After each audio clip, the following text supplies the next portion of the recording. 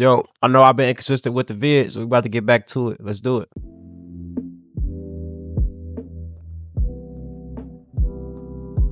Let's start with the ones that are terrifying and work our way towards the ones that are hellish nightmares. Number 7, the burning ice planet. Gliese 436b is one of the most terrifying planets you will ever hear about. A hot Neptune gas giant that orbits very close to its star and is about 4 times Earth's radius. But let's talk about what makes this planet so terrifying. It is believed that the planet's entire surface is covered in extremely hot ice, capable of reaching temperatures above 800 degrees Fahrenheit. Now, I know that sounds confusing and makes no sense, but don't worry. Lucky for you guys, I know How is the ice hot? How does it stay hot in 800-degree weather? how to read. So let me break this down a bit further. This bizarre superheated ice is formed by the planet's immense atmospheric pressure, not by cold. But instead of me just rambling off facts and telling you about these terrifying planets, let's make this a bit more fun. I will be placing you on each of these planets so we can see exactly what would happen to a human under these extreme conditions. Let's begin. You are now in a modern spaceship and are just about to enter Gliese 436b's atmosphere. A terrible decision. What kind of name is that? Gliese 46b. They just start coming up with some shit. Instantly, the spaceship begins to overheat and its structural components start to deform, thanks to the planet's atmosphere being primarily made of heated helium and hydrogen. Around the 30-second mark, things can go one of two ways. The ship could be crushed from the increasing pressure, or the entire ship could vaporize from the blazing heat. Congratulations, you survived anywhere from 30 to 90 seconds. But for the sake of the video, let's say you were in an indestructible spacecraft and managed to safely land on the planet's icy surface. What would you experience then? As you step out of the ship, all the moisture in your body instantly flash boils, then vaporizes, leaving you dead within a God damn. And then, like, what's making me confused is they talk about hot ice. How are we having hot ice? How did it didn't melt yet? seconds. Let's try that again, but this time you're wearing an indestructible spacesuit. As you step out of the ship, you see the glowing ice-covered surface, and you feel the spacesuit vibrate from the high winds. You look up and are greeted with a dark black-red sky. Powerful lightning storms light up the atmosphere, revealing the enormous and violent storms all around you. Honestly, it's a pretty chill experience compared to what's to come. Number 6, the terrifying gas planet. HD 80606b is yet another horrifying planet, a hot Jupiter gas giant with a wildly elongated orbit that is about 11 times larger than Earth's radius. The reason why this planet is so scary has to do with its incredibly wild temperature swings, as it goes from deep space to nearly touching its star. When the planet is closest to its star, the temperature goes from around 450 to over 2,000 degrees Fahrenheit in just 6 hours. Now, I know it's hard to Damn. visualize these numbers, so let me put it in a way we can all understand. 450 degrees cooks a beautiful pizza, while 2,000 degrees cooks a terrible pizza. Hope that helps. But let the simulation begin. You are back in a modern-day spaceship and are about to enter the planet's atmosphere. Of Bro, you course, can't even stare at this planet for more than 6 hours. Cause around the time you about to get cooked, my nigga. Like, it's like Earth is just surprisingly the perfect place for us to exist. Like, that shit is so crazy. Like, nowhere else in the world we can live. you will be entering the planet at its hottest. As you enter, the ship's speed instantly begins to accelerate at incredible speeds thanks to the planet's gravitational pull. Within seconds, the outside of the ship's temperature rises over 7,000 degrees, which begins to erode the craft's heat shield. Around the 30-second mark, you begin to descend past violent storms, high winds, and violent jet streams as pieces of your ship melt and vaporize. Around 60 seconds, the hull begins to deform and eventually implode due to the It's feeling like any place you go to on this list, you about to just pretty much die before you get there, before you land. increasing atmospheric pressure, which means you have imploded as well. Congratulations, you survived an entire minute, a new personal best. Let's try that again, but this time you invested in Bitcoin at 10 cents and were able to purchase an indestructible spacecraft. So what would happen if you were to step out of the ship at the planet's buoyancy point wearing no protective gear? In less than a millisecond after the hatch opens, you would be crushed to a pulp and Oh, completely damn. vaporized into the metallic ocean. Now, for that one person at NASA who accidentally let this video autoplay, I got you. If you were to step outside the ship, this time wearing a modern-day NASA spacesuit, you would be crushed to a pulp, then completely vaporized. This is because the atmosphere is millions to hundreds of millions of times more pressurized than Earth's, and oceans made of metal are apparently very hot. Let's try that again, but this time you're wearing an Bro, how do they have a metallic ocean? Like, I know it's a different planet, obviously, it's gonna be different shit, but like, the amount of different shit is fucking crazy. indestructible and highly advanced spacesuit. Like, you land there and you're crushed from the strong winds. Like, I can't even like think of like how that would go. You experience then. As you exit the spaceship, you instantly lose sight of it in the hazy, glowing, infinite ocean. You no longer know You're in up the from ocean? down as you float suspended in the endless abyss. Out of nowhere, electrical currents trickle around you, giving off light, if only for a second. An absolute nightmare. Permanently stuck playing an ocean level. Number 5. The Disappearing Planet. Koro 7b is one of the hottest rocky planets ever discovered. A rocky super-Earth, approximately 70% larger in radius than Earth. Now, what makes this planet so terrifying is its extreme proximity to its star, as it is 60 times closer to its sun than Earth is. It is also tidally locked, meaning that the same side is always facing its star, creating a lava ocean on one side and a dark rocky oven inferno on the other. The planet reaches temperatures up to 3,600 degrees Fahrenheit, which is so hot that its rocky surface is literally evaporating into space, slowly shrinking the planet. Here's what would happen if you were to enter the planet's atmosphere with a state-of-the-art spacecraft. Instantly, the craft's heat shield reaches over 7,000 degrees and begins to erode rapidly. Within 20 seconds, the craft's outer shell begins to crack and melt, destroying insulation and causing the inside of the ship's temperature to quickly rise, baking you alive. Within 30 to 45 seconds, the entire ship is shredded to pieces, then quickly vaporized with no traces of its existence left behind. But let's say you were in an indestructible ship and managed to land on the planet's surface. What would happen then? As the hatch opens, your eyes, skin, and organs would vaporize in seconds. But it's literally over with in seconds everywhere you go. Like, seconds. There's nothing, like, it's just so weird. Nothing is built for us to live. Like, if Earth was cooked, bro, we done. Our whole shit just done. There's nowhere to go. Jupiter, maybe? Ever felt a thing. Let's try that again, but this time you're in an indestructible and highly advanced spacesuit. As you step out of the ship, you're instantly blinded by the sun, since it's 360 times larger. Like, even if you could live here, you wouldn't even want to live here. Like, let's say you could make it through all that shit, like right there at this stage right now. There's nothing there besides hot rocks, like our sun from Earth. Luckily, you would be able to walk on the lava ocean since molten rock is incredibly dense. It would feel like walking on burning tar that clings to your feet with every step you take, turning the fun outdoor adventure into an exhausting workout.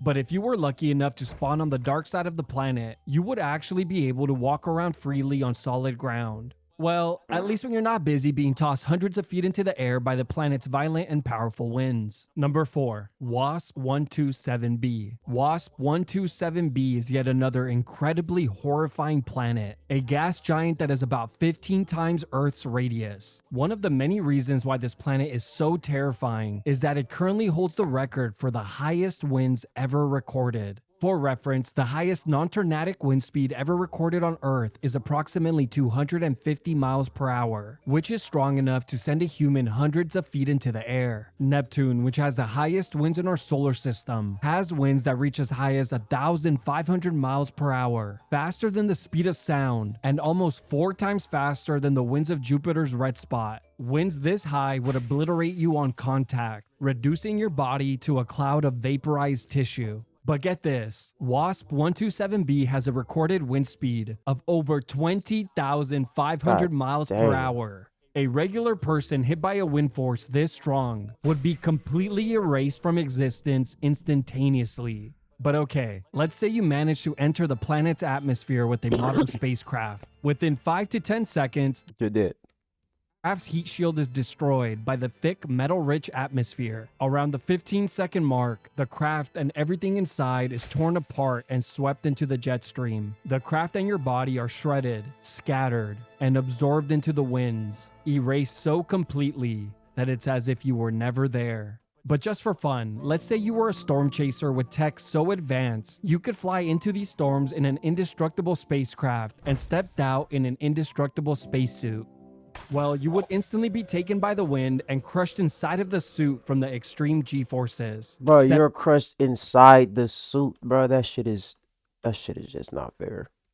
Eating soft tissue from the bones. Obviously, the suit still needs a bit of work. Number 3, the Iron Rain Furnace. WASP-76b is a terrifying hot Jupiter gas giant, infamous for its molten iron rain and winds that reach over 10,000 miles per hour. The planet is massive, nearly twice the size of Jupiter's radius and around 20 times Earth's. The planet is also so close to its star that it's tidally locked. One side is forever scorched by intense heat, while the other remains a dark, hellish landscape lit only by its molten iron rain. But let's say you were placed in charge of a modern spacecraft and enter the planet's atmosphere on its sunny side. The craft will immediately report temperatures hotter than molten lava. Around the 3-second mark, the heat begins to destroy the craft's heat shield thanks to the iron vapor in the atmosphere. And around the 5 to 10-second mark, the craft's entire structure begins to melt, which includes you. Around the 20-second mark, the entire craft and you are nothing but debris taken by the high winds, which eventually get so hot that they vaporize, leaving no Bro, trace that's gotta be like the shittiest 20 seconds of your life. Like, at least the other ones, it was like 5 to 10 seconds. But this, you will feel this more. This is 20 seconds worth of that. of your existence. Since I've already covered what would happen if you exited a ship at the buoyancy point of a gas planet, let's switch it up a bit. This time, you're an adrenaline junkie looking for your next fix, so you'll be skydiving into the planet and gulping down some air. Within a fraction of a second, you're incinerated. Now, just because I know you're wondering, let's say you skydived on the dark side of the planet away from its sun. Within a fraction of a second, your skin and eyes flash boil. Your lungs and organs collapse under the atmospheric pressure. And as your body is ragdolled across the sky, molten iron rain sears through your crushed body. God. Within 1 to 2 seconds, the scorching winds shred you into tiny pieces, which quickly sizzle. Bro, like, you're not even like, there's no cuts, there's no none of that, bro. You're just, you feel me? They Thanos snapping your ass every time you get out that motherfucker. Carried away by the storm. So, a bit better this time. But let's say you exited the craft wearing an indestructible spacesuit and decided to skydive into the planet. What would you experience then? As you freefall through thin gas clouds, your descent quickly increases in speed. A few minutes later, the sky shifts into a glowing orange haze as you continue passing through thick vapors in the atmosphere. Out of nowhere, your body is violently spun and tossed in random directions as supersonic winds slam into you. That's when the noise of the storm roars all around you, as if you were inside a massive hurricane. Lightning storms arc overhead, exposing the alien metallic clouds in the environment. Around this point, you will see the infamous molten iron rain, spreading as far as your eyes can see. As you continue to fall deeper into the I bet like the looks of it though, that's gotta be one of the most beautiful things to look at. Iron rain, like fire rain, that shit probably hard. You know what I'm saying? You're gonna die, but it's hard. atmosphere, light fades, sounds disappear, as you are submerged deeper into the reflective ocean of metallic hydrogen. Once you finally reach the planet's core, you will be completely surrounded by what looks like a glowing fog made of superheated matter, your final resting place. Number 2, the planet being eaten alive. WASP-12b is one of the most unique and terrifying planets ever discovered. This is what the planet looks like. Disgusting. The reason it looks so ugly and deformed is that it's currently in a death spiral with its star, slowly being eaten alive. A visible trail of gas can be seen feeding the nearby star. Its close proximity to its star also means it's tidally locked, so one side is forever scorched with radiation and heat, while the other is forever scorched with radiation and heat, but also completely dark. The planet is a hot Jupiter gas giant that is almost twice the radius of Jupiter and nearly 22 times Earth's. But let's get to the good stuff. Let's say you were to enter the planet's atmosphere on the ugly deformed side. Well, surprisingly, you would still be pulled towards the planet rather than the star, since at this range, the planet's gravitational pull is much stronger. The moment you enter, the craft's heat shield begins to glow from the intense heat, and the temperature inside quickly begins to skyrocket as well. Around the 5 to 20 second mark, winds as high as 1,000 miles per hour slam into the craft,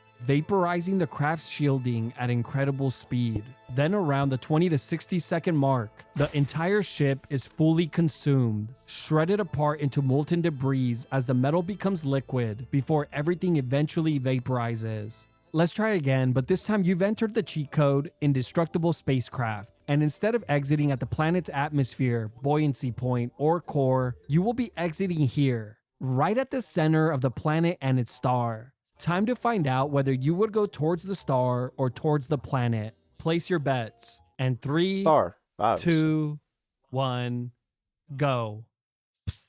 Okay, try again, but this time we're shedding the bulk and heavy weight of the ship, only wearing a light and indestructible spacesuit. Where would you go then? Place your Still the bets. star, obviously. And 3, 2, 1, go.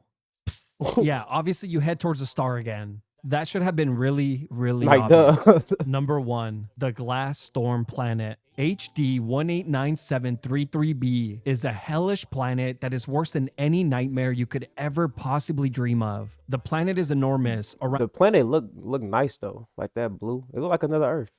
15 times Earth's radius. From the outside looking in, it appears to be a larger version of Earth, covered with beautiful tropical beaches. But I guess it's time to find out what would happen if you were to enter this planet's atmosphere. You are back in a modern-day spacecraft and have just entered what you thought was a vacation getaway. Instantly, the ship begins to glow due to the high heat of the atmosphere, a great sign that you picked the right day to go to the beach. Around the 5-second mark, the craft's heat shield begins to warp, melt, and vaporize. 10 seconds in, supersonic winds slam into the craft as molten glass particles in the atmosphere shred the craft to tiny pieces. Bro, how is it a gas planet? Like, I mean, a glass planet, bro. That shit don't even make sense.